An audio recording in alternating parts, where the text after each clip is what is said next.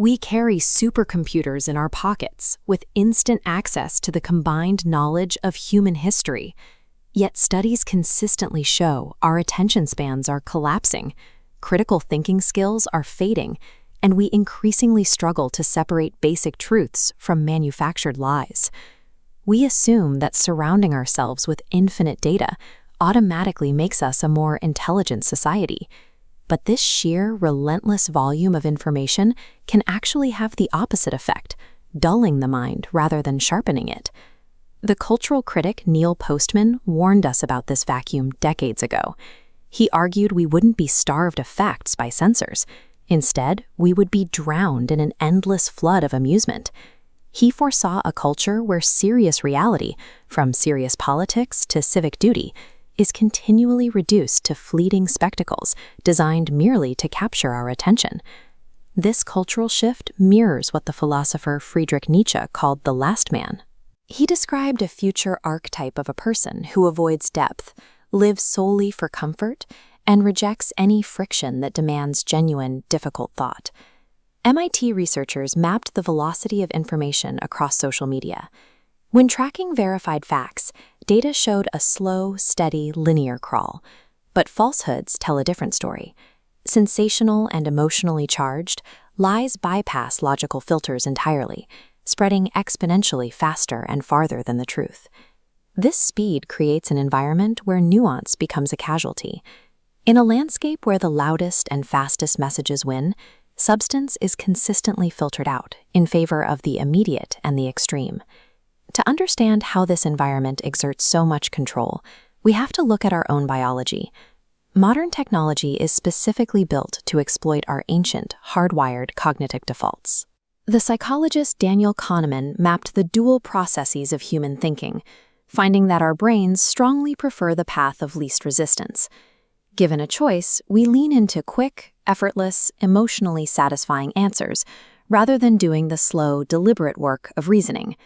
And our brains adapt physically to the demands we place on them.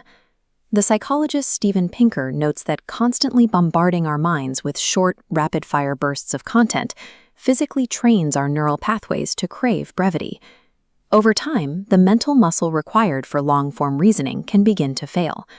This leaves us less tolerant of ambiguity and more likely to demand instant certainty rather than wrestling with complex nuance. Compare that modern impatience with the ancient world. In Plato's Academy, students spent years actively grappling with unresolved contradictions. True wisdom was built specifically on the foundation of enduring, difficult, unanswered questions. When we lose our biological tolerance for that kind of mental friction, we become more susceptible to those who offer us simple, confident answers to complex problems. Once we recognize this cognitive vulnerability, we have to ask, who benefits from it? The architecture of our digital lives is funded by corporations, tech platforms, and political leaders who gain when the public's ability to think critically is diminished. The algorithms governing our feeds are engineered to reward outrage and tribalism. They promote narcissism because emotional reactivity generates higher engagement, and higher engagement drives profit. The French philosopher Michel Foucault mapped exactly how this works. He theorized that modern control doesn't rely on physical force. Instead, power operates through subtle systems that dictate how people focus their daily attention. The linguist Noam Chomsky framed this dynamic as a critical threat. He warned that the manipulation of attention through propaganda functions in a free democracy exactly the way physical violence functions in a dictatorship. The mechanics are highly effective. By reducing complex socio-political realities into easily digestible, highly emotional sound bites, these systems prevent the development of a genuine collective intelligence. A population preoccupied with constant amusement is less likely to question the motives of its leaders. If our shared attention remains fractured by trivialities, the prospect of a united challenge to authority becomes increasingly remote. But these systems rely on our passive cooperation. Recognizing the forces that shape our attention is the first step toward breaking their grip. Choosing to step away from this ecosystem of distraction is an act of agency. The psychiatrist and Holocaust survivor Viktor Frankl observed a profound psychological truth.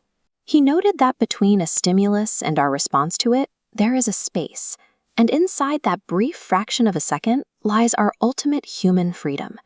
Claiming that freedom starts with a simple, radical act: reclaiming silence.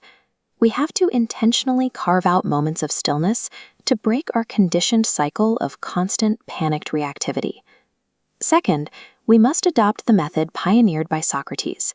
Instead of rushing to absorb the next headline, we pause to relentlessly question the narrative. We must ask, why is this being presented to me now, and who benefits from my reaction? Third, we have to change how we interact. The philosopher Martin Buber championed the I-thou dialogue. This means entering a conversation not to win a tribal argument online, but with the genuine goal of understanding another human being as a complete subject. Stepping off the conveyor belt of easy outrage is not comfortable. Choosing to read slowly, engaging deeply, and refusing the algorithm's bait can feel isolating. It runs contrary to almost every modern cultural demand, yet it is the only path forward. The philosopher Emmanuel Kant distilled the essence of the Enlightenment into a single command: dare to know. In an era built on mass distraction, deliberately cultivating your own mind is the ultimate act of modern rebellion.